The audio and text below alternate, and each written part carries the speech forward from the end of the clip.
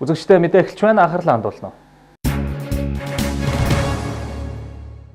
Их хүрээ байгуулах газрыг шинжин явсан мэргэд ард талхын нутагт овоо дахилгатай үзэсгэлэн төгс чингэлтэй хэмээх бэлэгтэй сайхан уулын ингрийг сонго их хүрээний шавыг тавьж байснанд өдгөө чингэлтэй дүүргийн үүслийг эхлүүлжээ. Сая гаруй хүн амтай чингэлтэйчүүд өнөөдөр иргэдийн баяраа хийж чингэлтэй хайрхнаа тахилаа. Хаан хинтийн нурууны зүүн үр зүгт улсынхаа хойморт байрлах чингэлтэй хайрхан сая гаруй иргэдээ ингэртэй багтаан тэдний ахуй амьдралыг үеийн үед даасан их хайрхан билээ. Чингэлтэйчүүд өнөөдөр их тахилгаа өөрийн харьяа 19 чороодын иргэдийн хамтаар тэмдэглэлээ. Чингэлтэй дүүргийн их тугийг мандуулснаар чингэлтэй хайрхны их тахилга иргэдийн баяр ёслол төгөлдөр эхэллээ.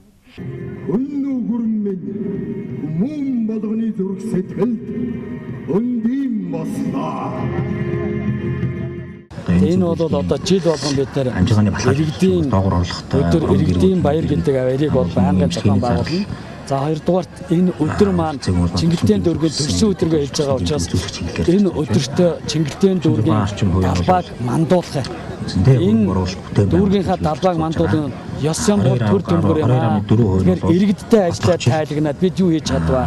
Магадгүй бас одоо яг энэ өдрүүдэд тав хүн мэдж байгаа Монгол улсын эдийн засгийн хувьд бас гэмтрэл гарч байгаа.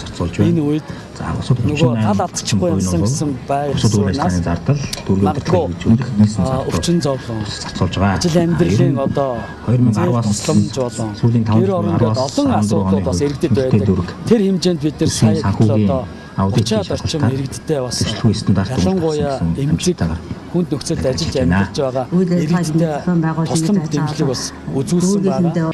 Анх Чингэлтэй дүүрэг 1992 оны 9-р сарын 18-нд анхны засаг дарга томилж Сүхбаатарын район нэртэй байсныг аль биесээр Чингэлтэй дүүрэг болгон бие даасан түүхтэй. Тиймээс энэ өдрийг тус дүүргийн 23 насны төрсөн өдөрч гэж ойлгож болно.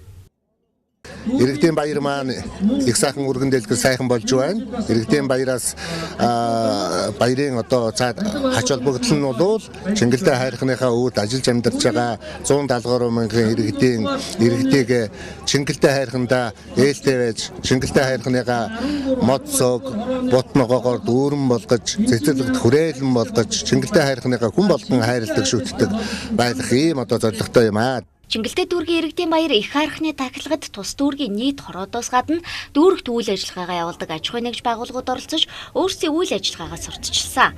Мөн энэ үеэр тус дүүргийн хороод иргэдийнхаа санал бодлыг сонсож тулгамдж байгаа асуудлуудаа хэлсэн юм. Энэ онд Чингэлтэй дүүргийн 7 дугаар хороол гэхэд иргэд засаг даргынхаа хамтаар нийт хорооныхоо гудамжаа бүрэн гэрэлтүүлэхтэй болгож явган хүний зам мөн улсын хэмжээнд тулгамдаад байгаа хүүхдийн цэцэрлэгийн асуудлыг шийдэж хорооныхоо дэргэд 150 ортой хүүхдийн цэцэрлэгийг шинээр байгуулжээ. Иргэдийг ирнэ бас энэ бүтээн байгуулалтын ажилд бас ирнэ татан оролцуулах нь бас их чухал үүрэг юм аа. Иргэд маань одоо бас их идэвхжиж эхэлж байгаа. Нэг хорооны хөгжил дүүргийн хөгжил нийслэл гэдэг юу бол яг иргэдээс эхэлж байгаа. Иргэд ямар мэн хөгжил ухамсартай байна. Хороо яг л тийм хөгжил цэцгэлд нь эхэлж байгаа. Одоо манай хороо бол ямар анх эхэлж намайг энэ дэрж авахд бол нэлээд хогт шороотой маш их бас хэцүү байсан. Бас хөдөө гадааны шилжилт хөдөлгөөний ихтэй юм байсан. Одоо бол ер нь бүгд ингэ цэгцрээд их сайхан одоо шилжилт хөдөлгөөнд ч гэсэн бүгд ингэ цэгцэрсэн байгаа. Бид хоёр 2006 оноос эхлээд энэ хорооны үйл ажиллагаа нийгмийн идэвхнэр ажиллаж ирээд урлаг спортоор нь удаа дараалал орж исэн. Манай засаг дарга одоо 7 дугаар хорооны дарга удирдлагууд ахмадын дарга Нина эсгийн халагч Загрын удирдлагын доор явдаг. Дүүргийн 7 дугаар хорооны иргэн байна аа. Дүүргийн өдөрлөгт оролцож байна. Сайхан болж байна. Цаг сайханч байна. Өдөрлөг их сайхан болж байна да. Өнөөдөр энэ сайхан өдөр Чингэлтэй дүүргийнхээ энэ баярт оролцож байгаадаа их баярлж байна. Би Чингэлтэй дүүргийн 7 дугаар хороонд амьдардаг 20 жил болж байна. Тэгээ бид энэ өндөр настунгуудын дунд бас тийм хийн дасгал, аривэг дасгал өдр хийдэг. Иргэдийн дэмжлэгээр хорооны хөгжлөөс дүүргийн хөгжил шалтгаалдаг. Ард иргэд нь ямар идэвхтэй сэтгэл зүтгэлтэй болох нь тэдний зохион байгуулсан иргэдийн баяраас харагдаж байлаа.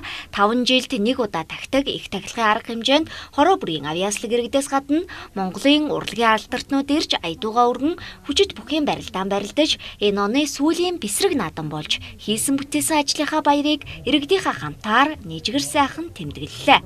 Цэнцүрэн их хөлөг энэ цагт